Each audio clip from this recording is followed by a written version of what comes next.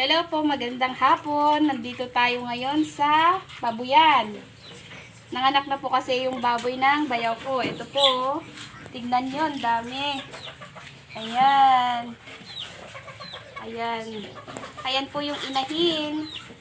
Ayan po, napagod po siya. Ayan, nakahiga lang. Ayan po sila, oh. Ayan, naglalaro po sila. Ang galing naman.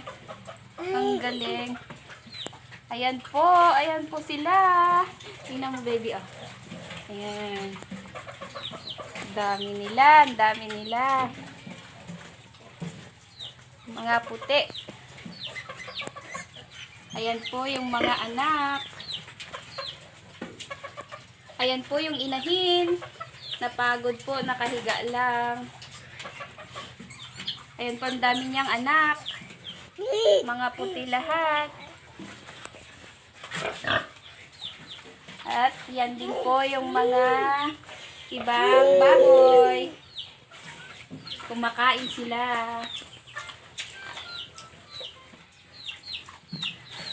At yun po yung bayaw ko, yung may-ari ng mga baboy na to.